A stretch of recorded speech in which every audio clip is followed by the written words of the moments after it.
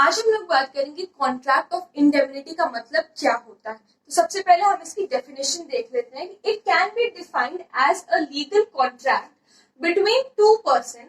Okay, it is a legal contract between two person, दो लोगों के बीच में ये कॉन्ट्रैक्ट होता है, whereby one party commits to indemnify, जिसमें एक पार्टी कमिट करती है इंडेमनीफाई करने का। इंडेमनीफाई करने का मतलब होता है to compensate, that is to compensate the loss to the other party, जो लॉस हुआ है दूसरी पार्टी को by the conduct of the party who is making the promise. अब या तो जो पार्टी कमिट कर रही है कंपनसेट करने के लिए उसी की वजह से लॉस हुआ है, या फिर कोई थर्ड पार्टी के कंडक्ट की वजह से लॉस हुआ है, तो फिर दो पार्टीज लीगल कॉन्ट्रैक्ट में एंटर करती हैं। फिर से मेरी बात को समझिएगा, सुनिएगा कि दो पार्टीज तब कॉन्ट्रैक्ट ऑफ इंडेमनिटी में एंटर करती है, लीगल कॉन्ट्रैक्ट में एंटर करती है, जब एक पार्टी किसी पार्टी को लॉस हुआ है। अब वो लॉस उस पार्टी की वजह से भी हो सकता है, फर्स्ट पार्टी की वजह से हो सकता है जो प्रॉमिस कर रहा है कि भाई मैं तुम्हारा जो लॉस है उसको कंपनसेट करूंगा, या फिर किसी थर्ड पार्टी की वजह से भी हो सकता है। ठीक है, तो this is the only definition of contract of indemnity. अब दो लोग शामिल होते हैं पार्टीज टू द कॉन्ट्रैक्ट, जिसे हम इंडेमनीफायर कहते हैं और इंडेमनीफाइड या फिर इंडेमनिटी होल्डर। तो इंडेमनीफायर हम किसे कहते हैं? The promisor who promises to compensate to the other party. जो प्रोमिसर होता है, जो प्रॉमिस करता है कि जो कुछ भी लॉस हुआ है वो मैं कंपनसेट करूंगा अपनी तरफ से, तुम्हें जो कुछ भी लॉस हुआ है, अब चाहे वो लॉस थर्ड पार्टी की वजह से हुआ हो या फिर जो प्रॉमिस कर रहा है, जो प्रोमिसर है, जो इंडेमनीफायर है, या उसकी वजह से हुआ हो।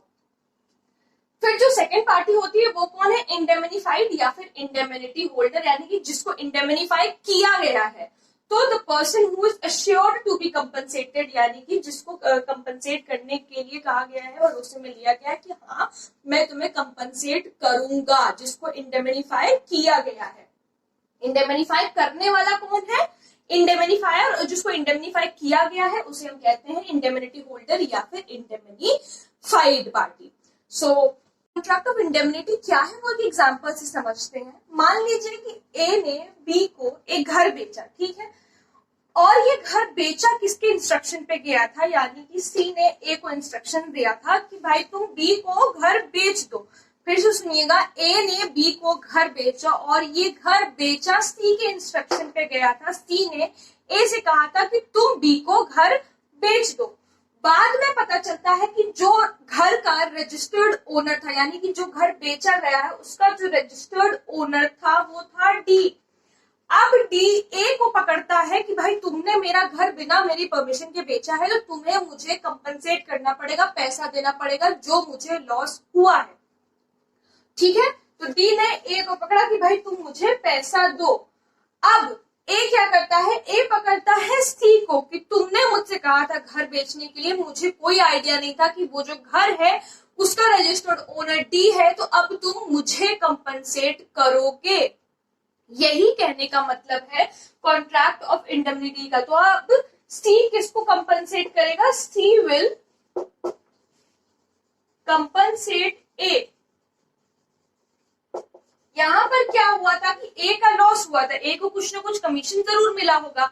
अब सी की वजह से ए का लॉस हो गया, तो फिर सी किसको कंपनसेट करेगा? ए को। तो यही होता है कॉन्ट्रैक्ट ऑफ इंडेमनिटी। जब एक पार्टी की वजह से दूसरी पार्टी को लॉस होता है, तो जिस पार्टी ने लॉस करवाया है, यानी कि जिस पार्टी की वजह से अगर लॉस हुआ है, तो वो सेकंड पार्टी को यानी इंडेमनिटी होल्डर को लॉस देने को तैयार होती है, कंपनसेट करने को तैयार होती है। This is the contract of indemnity, और contract of indemnity is a form of contingent contract. किसका फॉर्म है? कंटिंजेंट कॉन्ट्रैक्ट का। और दूसरी महत्वपूर्ण बात कि ये जो कॉन्ट्रैक्ट है वो एक्सप्रेस भी हो सकता है और इम्प्लाइड भी हो सकता है। तो आई होप आप लोगों को समझ में आ गया होगा कि कॉन्ट्रैक्ट ऑफ इंडेमनिटी क्या होता है। अगर कोई प्रॉब्लम हो तो please let me know in the comment section, और अगर आप लोग किसी टॉपिक पे वीडियो देखना चाहते हैं तो वो भी प्लीज मुझे जरूर बताइएगा। Thank you so much.